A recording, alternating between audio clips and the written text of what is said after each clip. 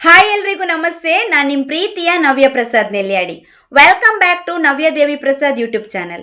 ಯಾರೆಲ್ಲ ನನ್ನ ಚಾನಲ್ನ ಇನ್ನೂ ಸಬ್ಸ್ಕ್ರೈಬ್ ಮಾಡ್ಕೊಳ್ಳಿಲ್ಲ, ದಯವಿಟ್ಟು ಸಬ್ಸ್ಕ್ರೈಬ್ ಮಾಡ್ಕೊಳ್ಳಿ, ಲೈಕ್ ಮಾಡಿ, ಶೇರ್ ಮಾಡಿ, ಕಮೆಂಟ್ ಮಾಡಿ ಅಂತ ಹೇಳ್ತಾ ಇವತ್ತಿನ ವಿಡಿಯೋನ ಶುರು ಮಾಡ್ತಾ ಇದ್ದೀನಿ. ಇವತ್ತಿನ ವಿಡಿಯೋ ಗೃಹಲಕ್ಷ್ಮಿಯರಿಗೆ ಸಂಬಂಧಪಟ್ಟಿರುವಂಥದ್ದು. ಇಷ್ಟು ದಿನ ಗೃಹಲಕ್ಷ್ಮಿ ದುಡ್ಡು ಬರ್ತಾ ಇತ್ತು, ಈಗೇನು ಒಂದು 2 ಕಂತು ಹಣ ಬರ್ತಾ ಇಲ್ಲ. ಯಾಕೆ ಬರ್ತಾ ಇಲ್ಲ ಅಂತ ಎಲ್ಲರೂ ಕೂಡ ಯೋಚನೆ ಮಾಡಿಕೊಂಡು ಗೊಂದಲದಲ್ಲಿ ಇರುವಂಥದ್ದು ನಮಗೆಲ್ಲರಿಗೂ ಗೊತ್ತಿರುವಂತಹ ವಿಷಯನೇ. ಅಷ್ಟೇ ಅಲ್ಲದೆ 2 ಲಕ್ಷ ಮಹಿಳೆಯರಿಗೆ ಗೃಹಲಕ್ಷ್ಮಿ ಹಣ ಬರೋದನ್ನ ಕಟ್ ಮಾಡಿದ್ದಾರೆ. ಯಾಕೆ ಕಟ್ ಮಾಡಿದ್ದಾರೆ, ಅದರಲ್ಲಿ ನೀವುಗಳು ಕೂಡ ಇದ್ದೀರಾ ಅಥವಾ ಅದಕ್ಕೆ ಕಾರಣ ಏನು ಅಂತ ಹೇಳಿ ಈ ಒಂದು ವಿಡಿಯೋದಲ್ಲಿ ನಾನು ತಿಳಿಸಿಕೊಡ್ತೇನೆ. ದಯವಿಟ್ಟು ಸ್ಕಿಪ್ ಮಾಡಬೇಡಿ, ವಿಡಿಯೋನ ಪೂರ್ತಿ ನೋಡಿ. ಎಲ್ಲ ವಿವರಣೆ ಇದೇ ವಿಡಿಯೋದಲ್ಲಿ ನಿಮಗೆ ಸಿಗ್ತದೆ. ಬನ್ನಿ ಹಾಗಿದ್ರೆ ನೋಡ್ಕೊಂಡು ಬರೋಣ. ಸರ್ಕಾರದಿಂದ ಮಹಿಳಾ ಮತ್ತು ಮಕ್ಕಳ ಕಲ್ಯಾಣ ಇಲಾಖೆಯ ಸಚಿವರಾದಂತಹ ಲಕ್ಷ್ಮಿ ಹೆಬ್ಬಾಳ್ಕರ್ ಮೇಡಮ್ ರವರು ಒಂದು ವಿಷಯವನ್ನು ಸೂಚಿಸಿದ್ರು. ಅಂದರೆ ಯಾವಾಗ ಗೃಹಲಕ್ಷ್ಮಿಗೆ ಅರ್ಜಿ ಹಾಕಲಿಕ್ಕೆ ಅಪ್ಲಿಕೇಶನ್ ಬಂದಿತ್ತೋ ಆ ಸಮಯದಲ್ಲಿ ಅವರು ಒಂದು ವಿಷಯವನ್ನು ಸೂಚಿಸಿದ್ರು. ಯಾರು ಟ್ಯಾಕ್ಸ್ ಪೇ ಮಾಡ್ತಾ ಇದ್ದೀರೋ, ಯಾರು GST ಪೇಯರ್ಸ್ ಆಗಿದ್ದೀರೋ ಅಥವಾ ಯಾರು ಗೌರ್ಮೆಂಟ್ ಜಾಬಿನಲ್ಲಿದ್ದೀರೋ ಅಂಥವರು ಅರ್ಜಿಯನ್ನು ಹಾಕಬೇಡಿ, ಅಂಥವರಿಗೆ ದುಡ್ಡು ಬರೋದಿಲ್ಲ ಅಂತ ಹೇಳಿ. ಆದರೂ ಕೂಡ ಎಲ್ಲರೂ ಈ ಒಂದು ಅರ್ಜಿಯನ್ನು ಹಾಕಿದ್ದಾರೆ. ಆದರೆ ಈಗ ಪರಿಶೀಲನೆ ಮಾಡಿ ನೋಡಿದಾಗ 2 ಲಕ್ಷ ಮಹಿಳೆಯರಿಗೆ ಈ ಯಾರು IT ಪೇಯರ್ಸ್ ಆಗಿದ್ದಾರೋ, ಯಾರು ಟ್ಯಾಕ್ಸ್ ಪೇಯರ್ಸ್ ಆಗಿದ್ದಾರೋ, ಯಾರು GST ಪೇಯರ್ಸ್ ಆಗಿದ್ದಾರೋ ಅಂಥವರ ಅಕೌಂಟ್ ಸಿಕ್ಕಿರ್ತದೆ, ಆ ಕಾರಣ ಕಟ್ ಮಾಡಿದ್ದಾರೆ. ಆದರೆ ಕೆಲವರಿಗೆ ಗೊತ್ತಿದೆ ನಾವು ಟ್ಯಾಕ್ಸ್ ಪೇಯರ್ಸ್ ಹೌದು, ನಾವು GST ಪೇಯರ್ಸ್ ಹೌದು, ಇಲ್ಲ ನನ್ನ ಗಂಡ ಗೌರ್ಮೆಂಟ್ ಜಾಬಿನಲ್ಲಿದ್ದಾರೆ ಹಾಗಾಗಿ ನನಗೆ ದುಡ್ಡು ಬರ್ತಿಲ್ಲ ಅಂತ ಕೆಲವರು ಸುಮ್ಮನಾಗಿದ್ದಾರೆ. ಆದರೆ ಇನ್ನು ಕೆಲವರಿಗೆ ದುಡ್ಡು ಬರ್ತಾ ಇಲ್ಲ, ನಾನು ಟ್ಯಾಕ್ಸ್ ಪೇಯರ್ಸು ಅಲ್ಲ, ನಾನು GST ಪೇಯರ್ಸು ಅಲ್ಲ, ನನ್ನ ಗಂಡ ಗೌರ್ಮೆಂಟ್ ಜಾಬಿನಲ್ಲೂ ಇಲ್ಲ, ಆದರೂ ನನಗೆ ದುಡ್ಡು ಬರ್ತಿಲ್ಲ ಯಾಕೆ ಅಂತ ಗೊಂದಲ ಮಾಡ್ಕೊಂಡಿರೋದು ತುಂಬ ಜನ ಇದ್ದಾರೆ ಅಲ್ವಾ.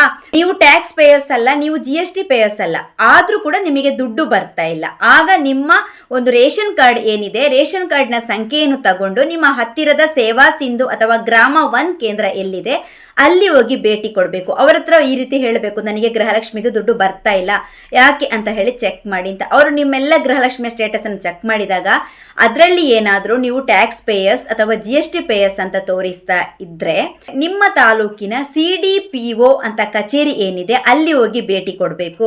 ಈ CDPO ಕಚೇರಿ ಅಂದ್ರೆ ಮಹಿಳಾ ಮತ್ತು ಮಕ್ಕಳ ಕಲ್ಯಾಣ ಇಲಾಖೆ. ಅಲ್ಲಿ ಹೋಗಿ ನೀವು ಸ್ವಯಂ ದೃಢೀಕರಣ ಪತ್ರವನ್ನು ಕೊಡಬೇಕು.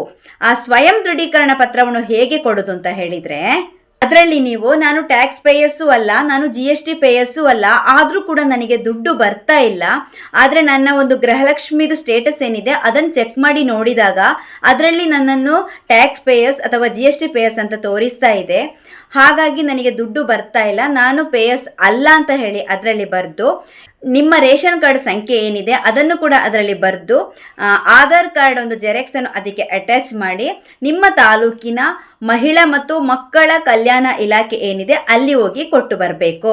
ಅವಾಗ ಅವರು ನಿಮ್ಮ ಡಾಕ್ಯುಮೆಂಟ್ ಏನಿದೆ ಅದನ್ನು ಅವರು ಚೆಕ್ ಮಾಡ್ತಾರೆ. ಚೆಕ್ ಮಾಡಿ ಆದಮೇಲೆ ಅದನ್ನು ಸರಿಪಡಿಸಿ ಮತ್ತೆ ನಿಮಗೆ ಗೃಹಲಕ್ಷ್ಮಿ ದುಡ್ಡು ಬರೋ ಥರ ಮಾಡ್ತಾರೆ. ಒಂದು ವೇಳೆ ನೀವು ಇಷ್ಟರ ತನಕ GST ಪೇಯರ್ಸ್ ಆಗಿದ್ದು ಅಥವಾ ಟ್ಯಾಕ್ಸ್ ಪೇಯರ್ಸ್ ಆಗಿದ್ರೆ ಇನ್ನು ಮುಂದೆ ನಾವು ಸ್ಟಾಪ್ ಮಾಡ್ತಾ ಇದ್ದೇವೆ ಅಂತ ಇದ್ರೆ ಅಂಥವರು ಕೂಡ ಈ ರೀತಿಯ ಒಂದು ಪ್ರೊಸೀಜರನ್ನು ಮಾಡಿದರೆ ಗೃಹಲಕ್ಷ್ಮಿ ದುಡ್ಡು ಬರಲಿಕ್ಕೆ ನಿಮಗೆ ಆರಂಭವಾಗ್ತದೆ. ಈ ಎಲ್ಲ ಡಾಕ್ಯುಮೆಂಟ್ ಎಲ್ಲ ಪ್ರೊಸೀಜರ್ ನೀವು ಮಾಡಿ ಬಂದಮೇಲೆ ಕೂಡ ನಿಮ್ಮ ಅಕೌಂಟಿಗೆ ದುಡ್ಡು ಜಮೆ ಆಗಲಿಕ್ಕೆ 2-3 ತಿಂಗಳು ಹಿಡಿಯುತ್ತೆ ಅಂತ ಹೇಳಿ ಅವರು ಸೂಚಿಸಿರುತ್ತಾರೆ. ಆದರೆ ನೀವು GST ಪೇಯರ್ಸ್ ಅಥವಾ ಟ್ಯಾಕ್ಸ್ ಪೇಯರ್ಸ್ ಆದರೆ ಖಂಡಿತ ದುಡ್ಡು ಬರೋದಿಲ್ಲ. ಒಂದು ವೇಳೆ ನೀವು ಪೇಯರ್ಸ್ ಅಲ್ಲ ಅಂತ ಇದ್ರೆ ಈ ರೀತಿಯ ಒಂದು ಪ್ರೊಸೀಜರನ್ನು ಮಾಡಿದರೆ, ಈ ರೀತಿ ನೀವು ಹೋಗಿ ಮಹಿಳಾ ಮತ್ತು ಮಕ್ಕಳ ಕಲ್ಯಾಣ ಇಲಾಖೆಯಲ್ಲಿ ಈ ಥರ ಒಂದು ಸ್ವಯಂ ದೃಢೀಕರಣ ಪತ್ರವನ್ನು ಕೊಟ್ಟರೆ ಗೃಹಲಕ್ಷ್ಮಿ ಯೋಜನೆಯ ದುಡ್ಡು ಏನು ಬರ್ತಾ ಇದೆಯೋ ಅದು ಖಂಡಿತ ಮತ್ತೆ ನಿಮ್ಮ ಅಕೌಂಟಿಗೆ ಜಮೆ ಆಗ್ತದೆ. ಅಷ್ಟೇ ಅಲ್ಲ, ಇನ್ನು ಯಾರು ಟ್ಯಾಕ್ಸ್ ಪೇಯರ್ಸ್ ಅಲ್ವೋ, ಈ 2 ಲಕ್ಷ ಗೃಹಲಕ್ಷ್ಮಿಗಿಂತ ಬಿಟ್ಟು ಇನ್ಯಾರು ಉಳಿದವರು ಇದ್ದೀರೋ ಅವರಿಗೆ ದುಡ್ಡು ಬರಬೇಕಿತ್ತು 12 ಮತ್ತು 13ನೇ ಕಂತು, ಅದು ಇನ್ನೂ ಕೂಡ ಬಂದಿಲ್ಲ. ಈ ವಿಡಿಯೋನ ಇಲ್ಲಿಗೆ ಎಂಡ್ ಮಾಡ್ತೇನೆ. ಈ ವಿಡಿಯೋ ನಿಮಗೆ ಇಷ್ಟ ಆಗಿದ್ರೆ ದಯವಿಟ್ಟು ಲೈಕ್ ಮಾಡಿ, ಕಮೆಂಟ್ ಮಾಡಿ, ಹಾಗೆ ಸಬ್ಸ್ಕ್ರೈಬ್ ಮಾಡಿ, ಹಾಗೆ ಶೇರ್ ಮಾಡಿ ಅಂತ ಹೇಳ್ತಾ ಇಲ್ಲಿಗೆ ಈ ವಿಡಿಯೋನ ಮುಗಿಸ್ತಾ ಇದ್ದೇನೆ. ಬಾಯ್ ಬಾಯ್. ಮುಂದಿನ ವಿಡಿಯೋ ನಿಮ್ಮ ದುಡ್ಡು ಯಾವಾಗ ಜಮೆಯಾಗಬಹುದು ಅನ್ನೋ ಒಂದು ವಿಡಿಯೋದ ಮೇಲೆ ಇರ್ತದೆ. ಖಂಡಿತವಾಗ್ಲೂ ನೋಡಿ ಸಪೋರ್ಟ್ ಮಾಡಿ ಅಂತ ಹೇಳ್ತಾ ಬಾಯ್ ಬಾಯ್.